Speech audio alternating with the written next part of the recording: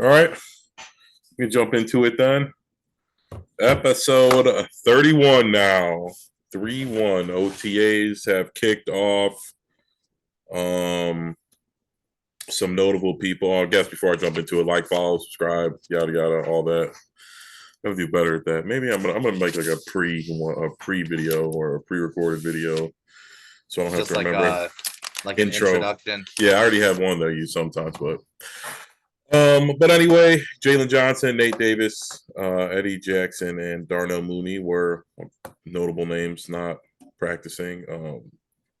Is Nate Davis coming off injury? I know the other three are all coming off injuries, so it's to be expected. Yeah. They'll be taking it easy. Nate Davis, I'm not so sure about, but and that's one of the things too that I had on there is like the whole, a lot of the Chicago media is really harping on Jalen Johnson right now for not showing up to OTAs because he's healthy enough to participate. He's just not participating, and I don't know if it's just because he doesn't want to do something stupid and voluntary OTAs. By the way, um, a lot of people though are giving him slack because he claims he wants to be a leader, and what better way to be a leader than to lead by example and show up to voluntary OTAs. But Coach Eberflus, maintains the stance that these are just voluntary. Doesn't necessarily mean he needs to come, and I'll believe what Eberflus says if that's what it is. So Yeah, I mean, it's hard to take anything anybody says with a grain with like too much, because it's all like soundbite material and just PR. The proper PR responses are all going to say, "Oh, it's voluntary," but like you said, it just Justin Fields is there.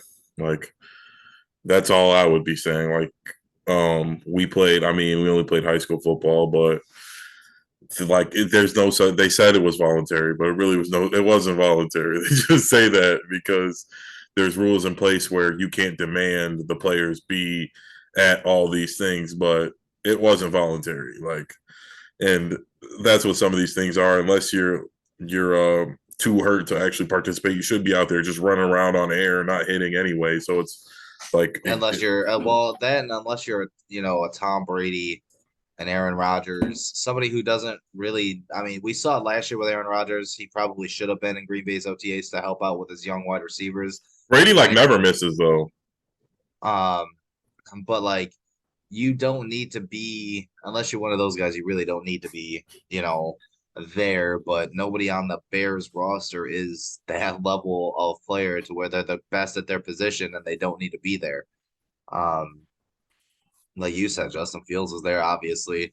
DJ Moore, there was a lot of talk about their connection early and often in OTAs, defense, and people got to remember too, like this hype train's got to kind of slow down a little bit during OTAs because these are just essentially sped up walkthroughs, a lot of 7-on-7, no pads, and Nobody's trying to get hurt. yeah, like there's no, this isn't game time. Like everybody's gonna look good in OTAs. Every team's gonna look good in OTAs. That's just facts. Yeah, like I said, that's what I was saying about the sound bites. They're all they take. The one interesting soundbite I did hear though, DJ Moore said that Justin Fields and his connection really aren't isn't there. Usually guys will have some bullshit response where they're like, "Yeah, we're gelling right away," yada yada. But he made it clear that they got work to do, and he's looking forward to do that work. But he didn't give us the bullshit like PR response where it's like, yeah, everything's going perfect, and we're gonna gel perfectly, and there's nothing to worry about. Well, I think that's good, especially DJ Moore playing that veteran leadership role and holding his young quarterback accountable. He's not Yes. going to bullshit. I appreciate the honesty. You got to hold young players accountable. And I feel DJ Moore, will say things to Justin Fields privately as well. Hey, I'm doing this. You should be doing that kind of thing. Yes. Because DJ Moore knows. I mean, I would take his word as a quarterback, just kind of, that's your number one guy. You're gonna have to trust his word. So I would do what he says. There was a lot of talk about Chase Claypool, his improvements, just how he looks, running routes, a lot of a lot of talk about him maybe having like a Debo Samuel type effect on that wide receiver That's core. kind of what he did Pittsburgh. for Pittsburgh. Not so much with the runs. They gave him a lot of like jet sweeps and stuff. I wouldn't say Debo. It'd be more like a maybe Percy Harvin type thing, but I guess he's just way bigger than him. But where they ran a lot of jet sweeps, screens, all that type of stuff. He was basically getting screens, jet sweeps, and fly routes on the Steelers. I think the Bears should try and do something like that. I think with DJ Moore being a clear number one, it'll be easy to set up a lot more of those plays because you just put DJ Moore on the other side, and then it'll be real easy to throw screens to the other side or things like that. But I'm really interested to see what Chase Claypool does. I have high hopes for him. I didn't hate the trade. I mean, once the season was over and the draft happened, obviously we hated it. But at the time, I thought he was a really good prospect. I harp on all the time that it's just like a talent acquisition league. Not so much in the NFL it is in the NBA, but to an extent it is. When these young, talented wide receivers go on the block, you got to take a swing and hope that like, oh, he was just in a bad situation or he's going to bounce back. I mean, he had a good year as the number 2/3 at Pittsburgh. And I think we can recreate some of that magic. I mean, the Fields isn't Big Ben, so we're not going to be throwing 50 times a game, but we don't need him to be a 80 catch, 1,000 yard receiver. We need him to get, you know what I mean, 650, 700, have 50 catches and be able to beat single coverage. Well, I thought, I think especially since you brought it up too, and it's the same thing with me, we've been talking about it, is the Bears overnight aren't going to turn into this just air it out offense. Yes. They drafted Roshan Johnson for a reason. They signed Deontay Foreman for a reason. But one thing that does concern me, I guess really shouldn't concern me, but one thing I do question is Luke Getsy bringing three running backs into the season because he's not a three running back guy. Throughout his career, he's never been a three running back guy. Plus, they have Travis Homer that they signed in the offseason to be special teams, but now with the new dumbass special teams rules, that really kind of takes out kick returns. So going into the season, three running back rotation. Obviously, Roshan, they just drafted him. He's not going to be gone. But if there's one of those guys, whether it be Khalil Herbert or Deontay Foreman, and I know they just signed Deontay Foreman, is there a name? Should we be looking out for one of them possibly being on a trading block or what? I mean, I mean, if somebody wanted Herbert, I'm sure they'd think about it. Why not? But I don't envision it. I'm not worried about three running backs because one of them just gonna be the odd man out. One of them's also bound to get hurt. So I mean, in reality, we need three. It just didn't as we were it's like I guess we didn't get Deontay Foreman for him to sit on the bench, obviously. And it feels like I guess they just drafted Roshan Johnson just in case. He's got low miles. He's used to sitting on the bench, so he won't whine. Maybe that. I don't know. But you were talking about last week, maybe do some Wildcat stuff with him. Um, I don't know. I don't really know what they're gonna do. But I don't really who's gonna want to trade for Khalil Herbert. I think he's okay, but I don't think somebody's gonna want him. Like, oh yeah, we'll send a seventh round pick for him for Khalil Herbert. Like maybe I guess maybe the Detroit Lions will do it, so they have two running backs who we don't like anymore. Like, That because was one thing I did have in the notes, and I'm sure you have it in there too. It's the yes, David Montgomery soundbite. yeah, I didn't like that. I don't. Did was it public what the Bears offered him? If they offered him, Uh, I don't think it was public. Like, I don't think Ryan Poles came out and said we offered him this, but it was lower than what Detroit offered him. yeah, and so it's like he knew he was gone. We got Deontay Foreman for what 2 million? What's he over there for 7 or some shit? 6. Yeah, so he knew what it was. He saw when Roquan was gone that they weren't going to pay Roquan our All Pro player. They definitely weren't going to pay you. And Um, that's the thing too, man. Like, no hard like some of the stuff you can't take hard feelings. Like he was just a clean free agent. They didn't cut him or like get rid of him or anything like that. Ship trade him for nothing.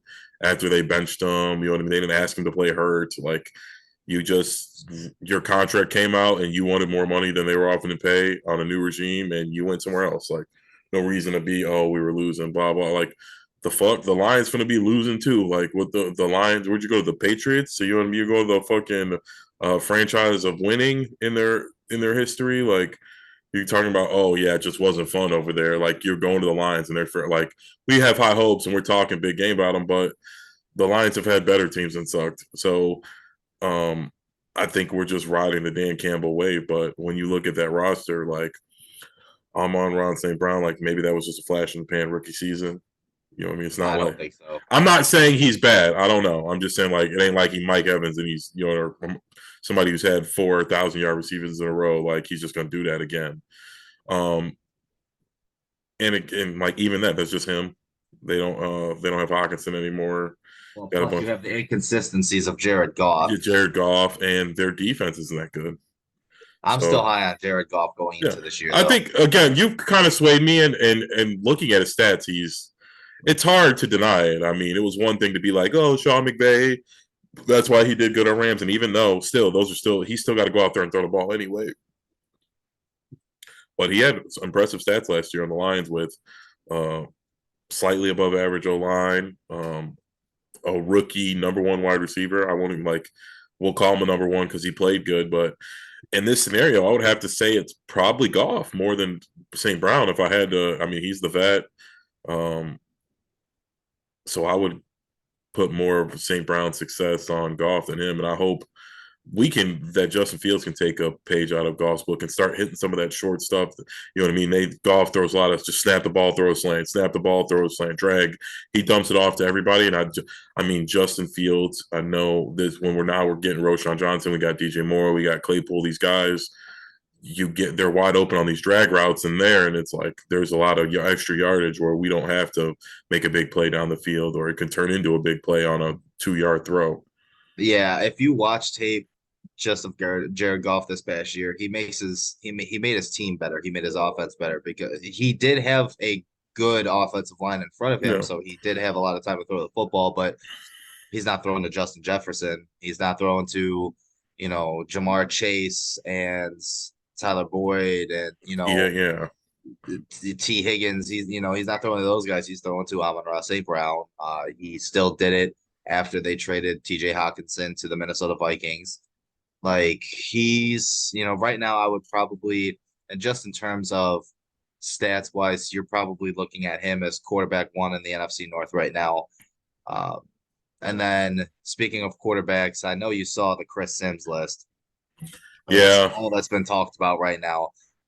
Justin Fields, 23rd on that list. I could see where he's coming from because Justin Fields hasn't proved anything as a thrower, but I think he's looking at it in terms of that just pure throwing the football because he's not the 23rd best quarterback in the NFL. If you take a look at overall stats and ceiling, he's probably closer to the top 15.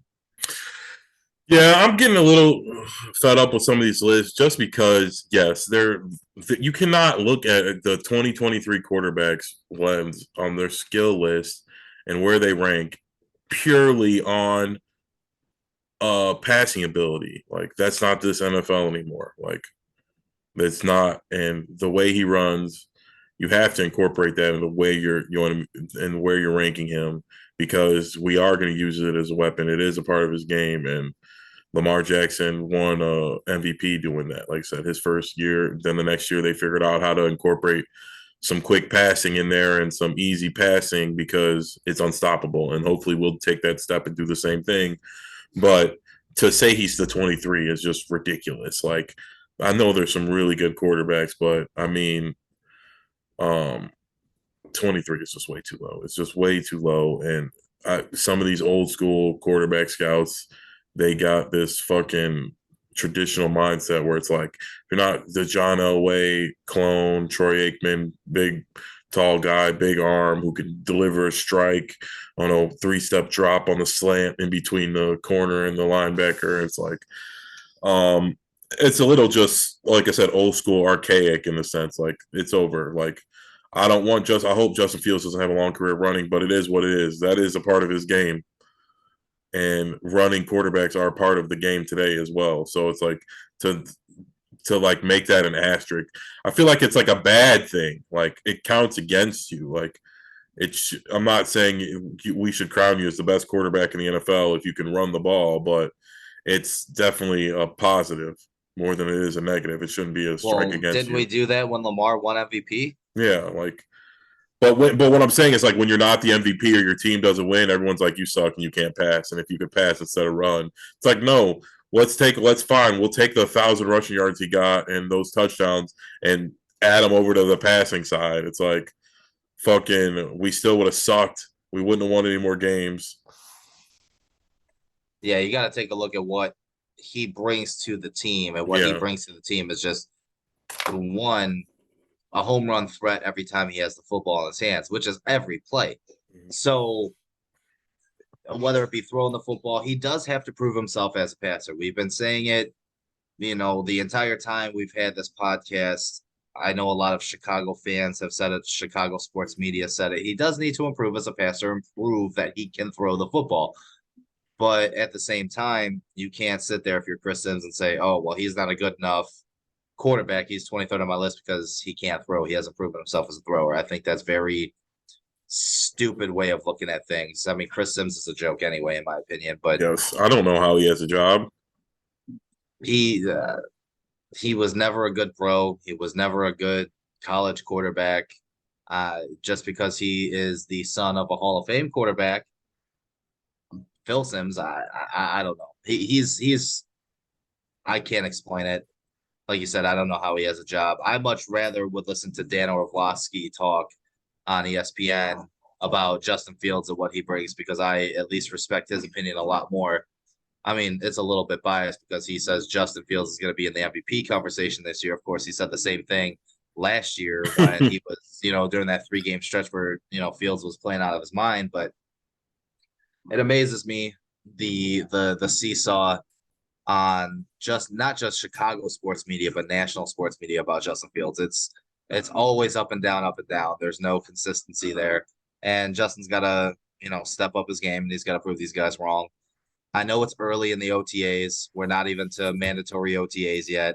There's 103, 102 days left until Yeah. the regular season actually starts. Preseason, the preseason isn't for the starters anyway.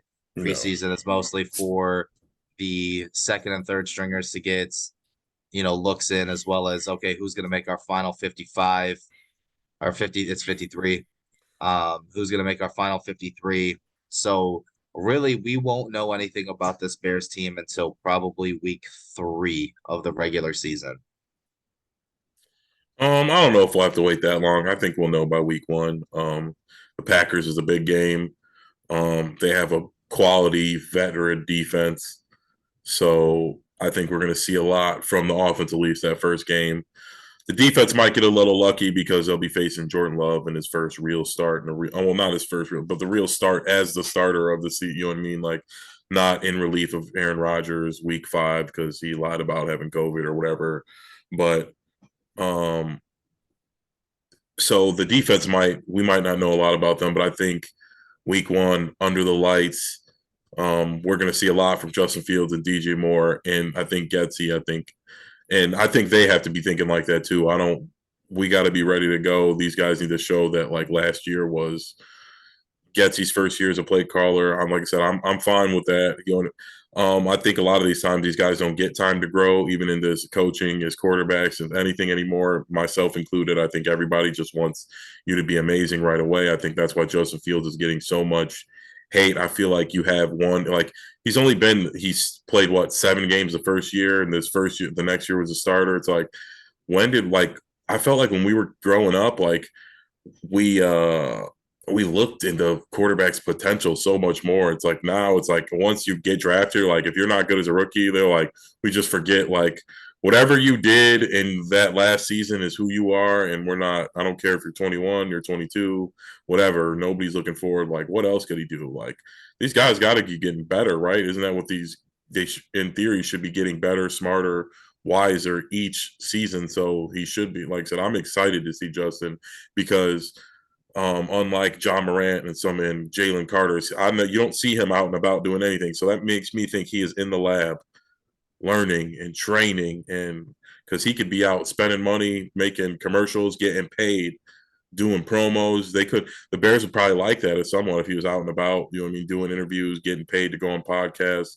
But I'm guessing he's in the weight room, he's in the film room, and I hope he shuts up Chris Sims and a lot of these guys. And you said top 15. I think top 10 he's got. I think he'll be top 10 this year. And I think he's the potential, if we're talking about potential, to be a top 5 quarterback in this league and the MVP eventually. Eventually, yeah. I mean, I'm just saying this upcoming year, I expect him to realistically be in the top 15 in terms of quarterbacks. But at least you better be if you want to be a Quarterback playoff for our contending team next team. year.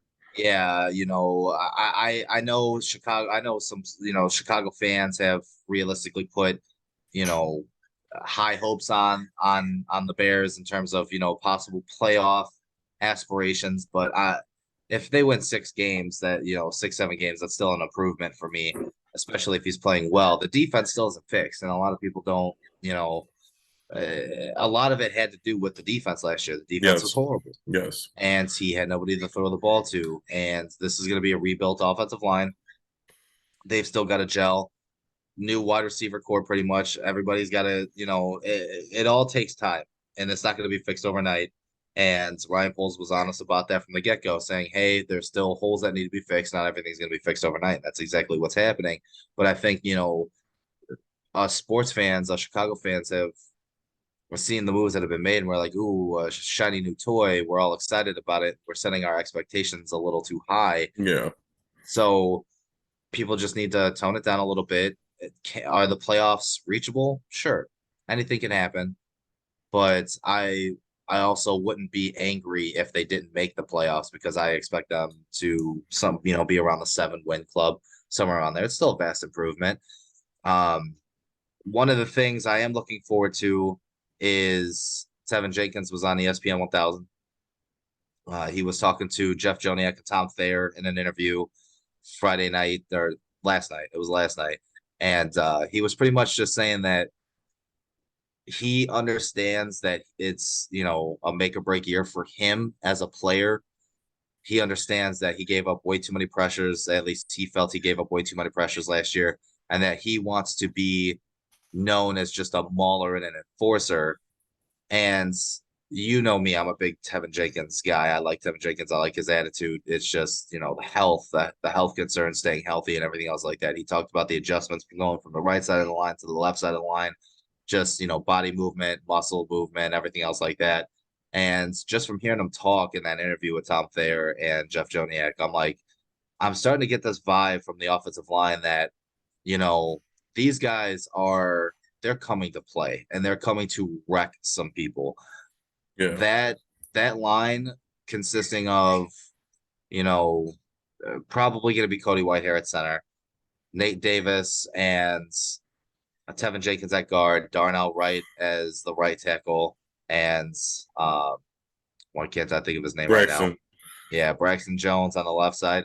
On paper, that sounds like a pretty decent lineup. If they could gel together and actually, come together as a unit, I can see them being a dominant force on the offensive line, especially growing with those young guys, um, getting better as well. Yeah, I agree. Like I said, I expect everybody to take a step, and I have faith in our line. We were talking, you were talking about earlier about how the defense was the problem, and people forget that they want to place a lot of blame on Joseph Fields, and there's some blame to give him as well. There was passes to be made, but I mean, we had like a top 5 run game. If our defense was average, we would have, you know what I mean, lucky for us, but because we got the number 1 pick. But if our defense was average, we would have won, you know, I mean, 7 games or something. We'd have been like the Falcons kind of had that where their team sucked, but their defense every now and again played some good games. It's like Justin Fields went on a fucking stretch where we were averaging 30 points for 7 games. We won one of them. Mm-hmm. So it was most of the defense. And I think the Bears fans have kind of forgotten that. We got Tremaine Edmonds, but he's just making tackles. I mean, that's just stopping the run game. We needed some kind of pass rusher. And we got to hope that one of these defensive linemen he drafted, Is a transitions in hit. this. Yes, is a hit that somebody who gets good interior pressure up the middle. And then we can get a patchwork DN and worry about that moving forward. Yeah, with the OTAs with voluntary minicamp this time around, still there's some big names left in free agency. We still have June 1st cuts coming up. So I know a lot of Bears fans are worried about that edge position. I know, we've been talking about it the last couple of weeks, the last several weeks, really, since the offseason started. With the June 1st cuts and some names still out there in free agency, I know we talked the last couple of weeks about, Ngakwe coming, possibly, stuff like that. Do you think he's waiting to see who's getting cut June 1st before he makes any decisions? Or That's my guess. My guess would be he's waiting to see if like the Bills or the Chiefs or the Eagles or somebody like that want to give him something comparable to whatever 1 year deal the Bears are offering. I'm sure the Bears have sent him a deal for an offer for 1 year for like a million less than he really wants, or like exactly what he wants. But he's like, you know what? I'll wait it out and see if one of the better teams is looking for somebody. That's my guess. I don't know. That's just what I would have to guess. Just because of the ties to the coach and our just real excessive need, you would think he would have to be high up on their list. They'd have to have called his agent and talked to him at least. you would think so. Yeah, but I do think we will. Oh, well, a day or two after that cut list, we will have another D end or two. I think maybe he's waiting, hope somebody of some good caliber maybe gets cut, and but if not, then he'll make a move to sign Yannick, maybe offer him a little bit more. Frank Clark, if like I said, the Chiefs don't want him or whoever he's waiting to sign with, go get him, and or Floyd as well. I really like Leonard Floyd. I want him back. I thought he was a good pass rusher. He gets a lot of pressure, so he doesn't get there a lot, but he's really long and fast. And I think he hurries up the quarterback a lot. Even sometimes when he's really not even a threat to get there, he looks like he is because he's so like long and quick.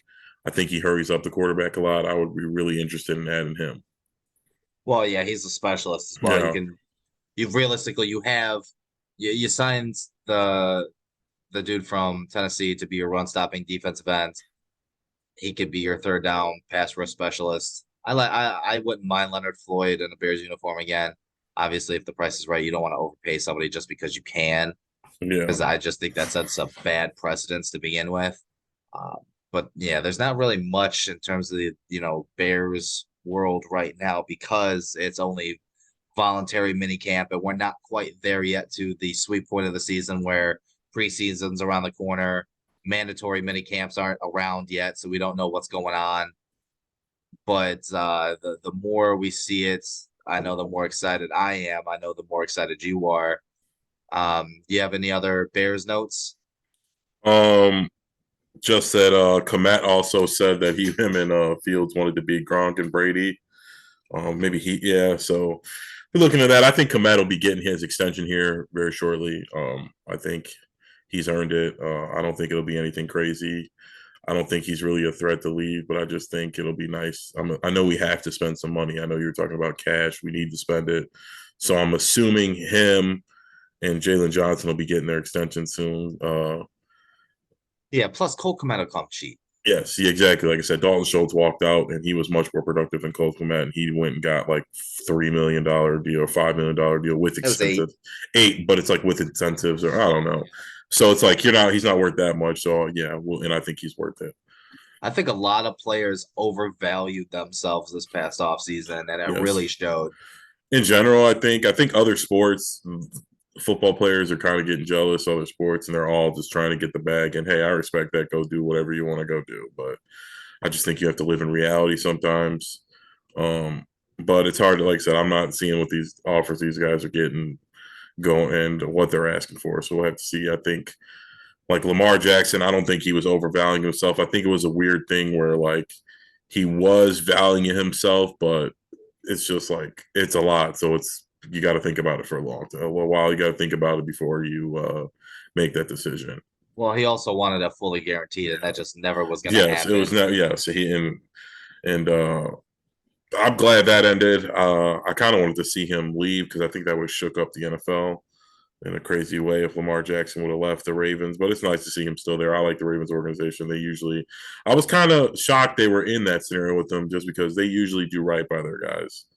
They usually don't have people talking shit about their front office or anything like that. I think they did right by him in general. Yes. I don't think he should have gotten a fully guaranteed contract, what he was looking for. I don't think the Ravens did anything wrong. I just when No, you're they were but see, leaking stuff out too. They were leaking what he denied or declined. It was a game. yeah, because And so they were trying to save face. yeah, Lamar I know. Jackson had all, you know what I'm saying? Like if I'm them, I'm doing the same thing too. Like, nah, motherfucker, this dude turned down this much money. This is what we offered him. Like, we're not the villains here. We're not gonna give him a fully guaranteed contract, but we offered him what we thought was fair market value. And realistically, when you take a look at the terms of the agreement that they did make, the contract they did come to an agreement with, it's pretty damn close to what the original offer was from Baltimore to begin with Yeah. a little bit more guaranteed money and a couple more years, but it's I it's think the funny. NFLPA are they were negotiating with him too, so I think that kind of hurt him because NFLPA was trying to get fully guaranteed contracts because they did want that precedent set. But I just think Lamar Jackson himself sitting out this year, if you're maybe he was hurt. Sorry, I don't want to say sitting out, but missing all those games when people thought he was healthy, and so many basketball players sitting out. I think these fully guaranteed contracts are going to be done. I think they're going to be more prorated unless you get like a doctor to come out and say like you're way too injured to play in a football game or something. I don't know, but and I think as a fan, I feel like I'll be on the owner's side if they do something like this because it is ridiculous. All these games these guys are missing, like Well, you talk about the NBA and all these games these guys are missing. I'm literally I'm watching. Okay, so everybody's gonna kill me. I already know I'm gonna hear about it. And I told you this when we were working together over at the Crossroads, but I'm watching The Last Dance for the first time. I had watched it, right?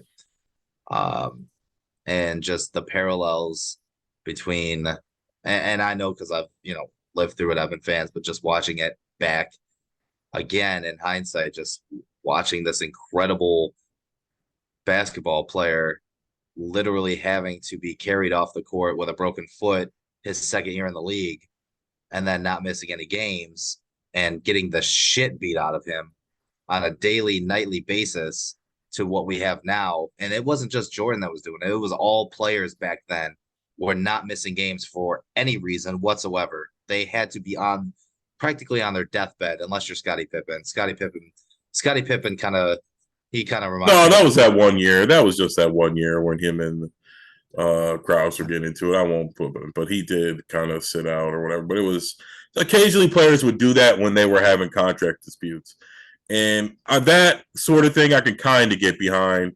But when you're just be like, you know what, load management, my knee, you know what, um, and again, I don't feel like, and it's a weird. There's not. It's not a we own the players or whatever, but.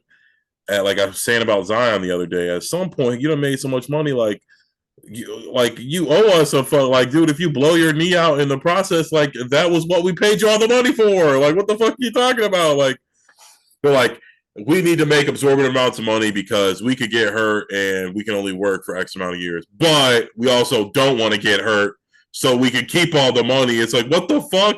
Like, I thought the money was because you were gonna get hurt. Like, now you're like, I'm not getting hurt. I'm not letting that happen. No matter what, I'm not gonna play at all if I feel like I'm gonna get hurt, and I want even more money. And like, I don't know if hustling backwards isn't the word, but it's just not working. Like, it seems like they got over on us when we were all like, you know what? Yeah, the players do deserve more money. The owners are making X, Y, Z,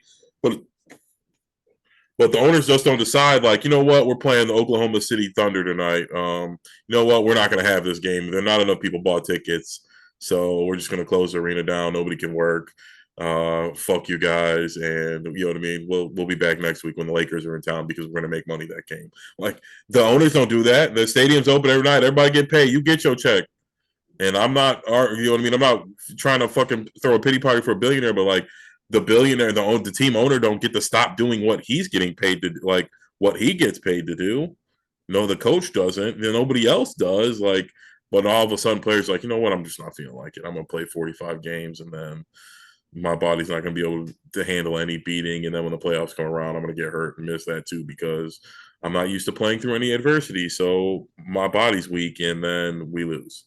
And you had to pay me $53 million this season to Yeah, play no shit. 40 games and then get swept in the playoffs. Like, what the fuck? Like, again, I'm not throwing pity party for owners, but like that's a shitty to the fans. Like, I wouldn't go to a game nowadays. Like, I'm glad my favorite team's like the Kings. So if they came to town and I went, I know all my like the players I like would be there unless they were truly hurt. But it's like, what if you're a fan of KD or LeBron or shit, even Steph sometimes like he plays a lot though. He doesn't sit out too much. But like some like you said, Kawhi. Kawhi, it's like we're like you oh like, oh, I'm gonna go see that guy play. And they're like, you know what? We're playing games 3 out of the next 5 nights, so he's gonna sit out this one. All right. It's like, what? Like, you guys are basketball players. That's why you lobbied and we lobbied on your behalf too. Like, the fans got behind the players when they said they needed more money. They made points. And they're like, you know what? Yeah, the owners are making a lot of money. Let's share more of this revenue. We do watch because of you guys. And then you're like, you know what? We don't want to play anymore. So now it's like the fans lose out and the owners are losing out. And then it's like the players got away scot free. And I'm really tired of hearing this stupid narrative of like, oh, we're putting our bodies and blah, blah, blah. It's like, yeah, that's why we get paid so much fucking money. Like, yes, I understand all of that, but like people do this same thing for free. Yeah. And And they put their body on the line. It's like, dude, I understand that and I respect that. And it's like, so fine. You guys want to make a little bit more that you want to make sure that your guys are getting a correct portion of the revenue shared. I'm all for that. But then for you to not play is asinine because, like I said, the owners don't get to not do their part of the bargain. The trainers, the coaches, all these guys, they don't get to just not do their part of the bargain and continue to get paid. you want to talk about the elephant in the room? I know we talked about NBA Lakers getting swept. Um, is do you think that it's a real possibility LeBron retires? No, I don't think so. Only because too much money be made in like a PR run for his like for a world tour, or like Kobe, where he goes to every city and they, you know what I mean, give him a big show and yada yada yada. He'll probably record that whole thing and at the end of the year release it. I just think there's too much money to be made by the Lakers, by everybody. They would be pissed if LeBron didn't decide to say, I'm retiring at the beginning of the year. This is my last season. I think he's going to do something like that because it's going to make the Lakers and every team in the NBA every arena he shows up to, LeBron James's last game in at the United Center. Like, you were there, you got pictures, you possibly saw him. Like, could you imagine how much the tickets would be to go for that game?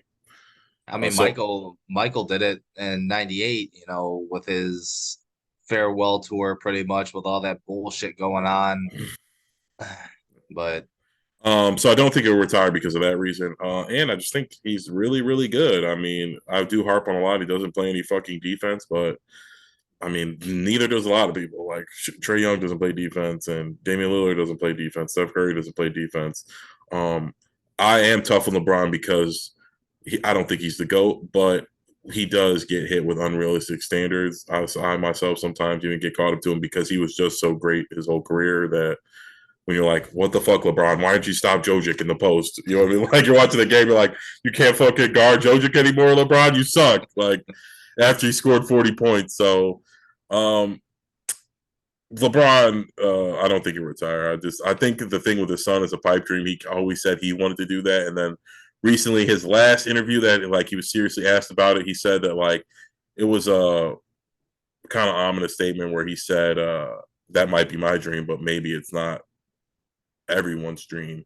And that made me think his son was probably like, I might not go to the NBA after one season in college. Like, he's the highest paid NIL student by like quadruple. He's getting like $12 million a year. Archie Manning's number two, and he's getting like four. Like, so it's like if he's really getting paid $10 million a season to play at USC, and that's just like I'm sure there's other shit like he's probably got 5 million followers on Instagram. I'm sure like he's not an idiot. He can somehow segue that into money. Like, if he well, starts that's the thing too. He's getting paid $10 million to play college basketball, which is what 35 regular season games, and then the NCAA tournament. yeah.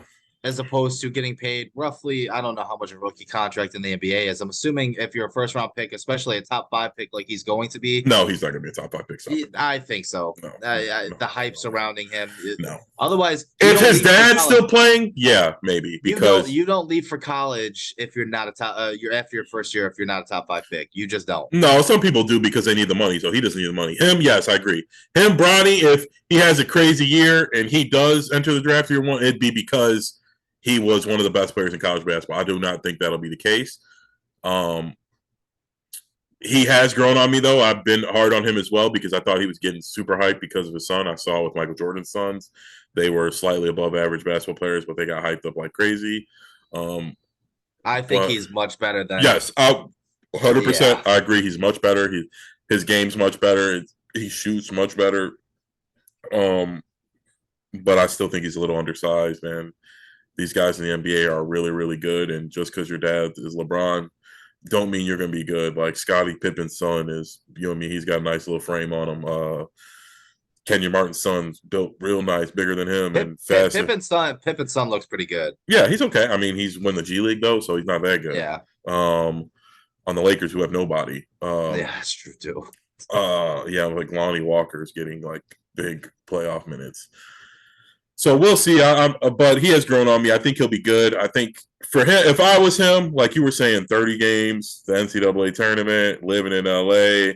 I'm guessing if you know what I mean, they're probably either USC setting him up with a crib or you know what I mean, his family will. So it's not like he's gonna be paying rent anywhere. Well, yeah, well, He's he's probably going to already go got to a USD, and LeBron already lives in LA, so yeah. why? And well, I'm just saying I don't know how close that is to Staples or how close he is to. I mean, California's big, so USC. I don't know how close all that shit is. I'm not from there. So, Southern California is it's. I don't think it's that far from LA at all. Well, If but either way, like I said, he's got a car. South Pasadena. He's probably got 5 cars. He's got access to a helicopter, and so it's like that won't be a problem. So, like I said, breaking it down, $10 million a year, probably, and it'll probably go up if he gets better. And his dad's going to be showing up to all the. That's where the money is because LeBron, their home games are going to sell like crazy because there's a high chance that LeBron's going to be there. Yeah. Really any game he's at that's in the area or really anywhere. If you catch him on a night where his dad's traveling or they've got 3 nights off in a row or 2 nights off in a row, he can hop on a jet and be anywhere. And LeBron's, again, I harp on him a lot, but he's an awesome dad. That's the type of thing he does. Like he goes any game he can go to, he's there. So why not make $50 million at USC and build your game up and then come out and go play in the NBA?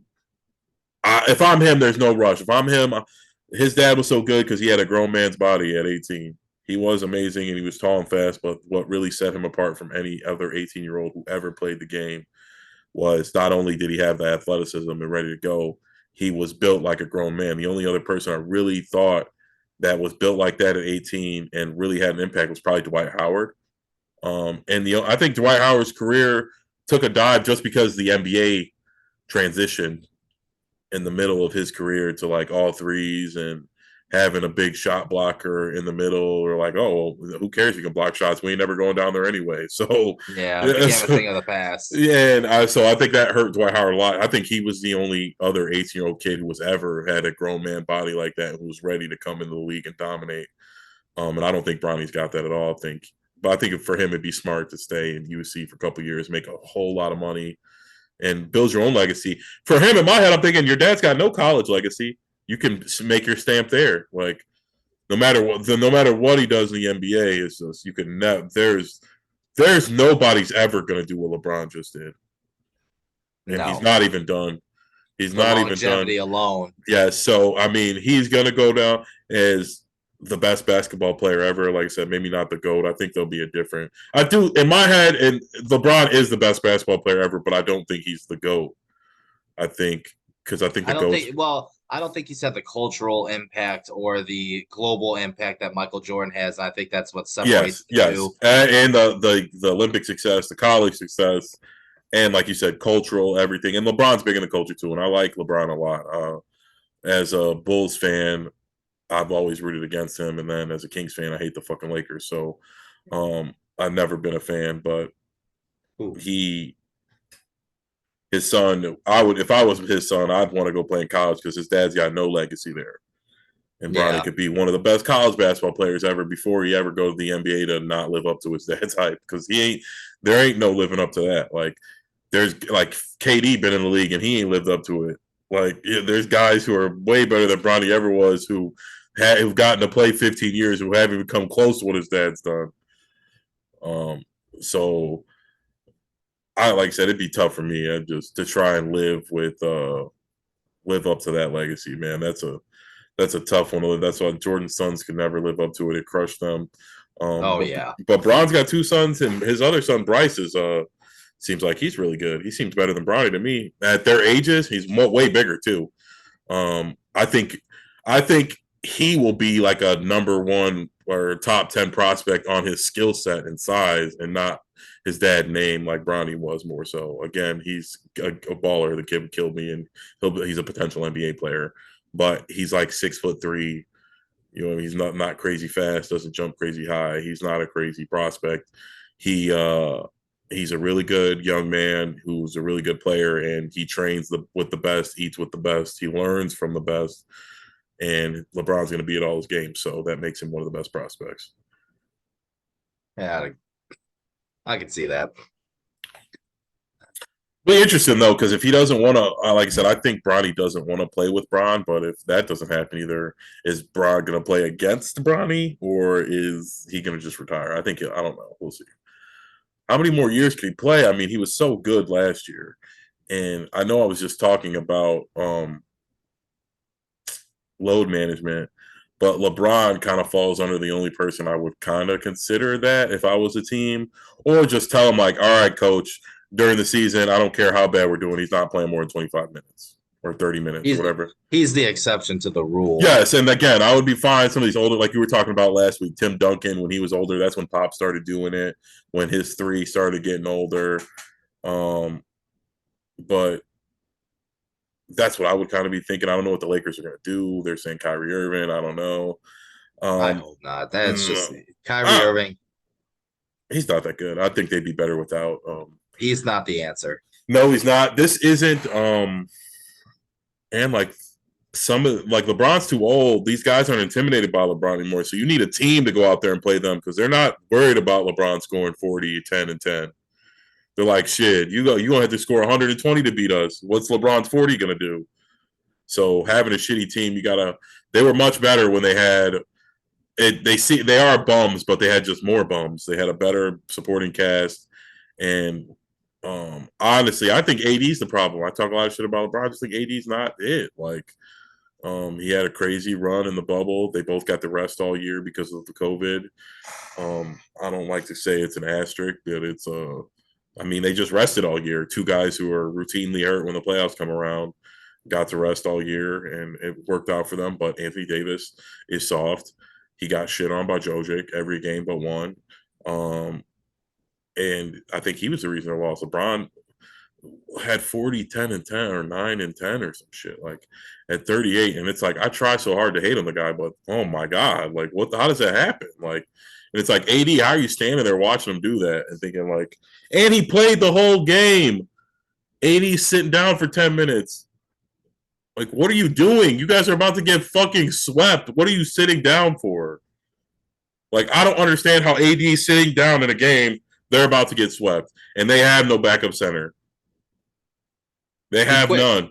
Yes, I'm saying like they have none. Like, dude, you had to play the whole game until we get knocked out. Like, these guys are bona fide. I don't know. Like, they just think they're pussies in the sense, like in that sense, they got no heart, like no pride for their team. Like, for me, if I'm Anthony Davis, I'm not coming out the game. Like, until they eliminate us from the playoffs once we're down 0-3. Like maybe like LeBron did, like 20 seconds left in the half. Oh, I'm gonna run out a little early. You know what I mean? Give me a 5 second breather at the end of a quarter on the last possession. But he was like, oh, I don't like AD. I hope we'll see. The Lakers suck, so I don't want to talk too much about them or how they're gonna be better. But um, hopefully LeBron. I don't think LeBron will retire.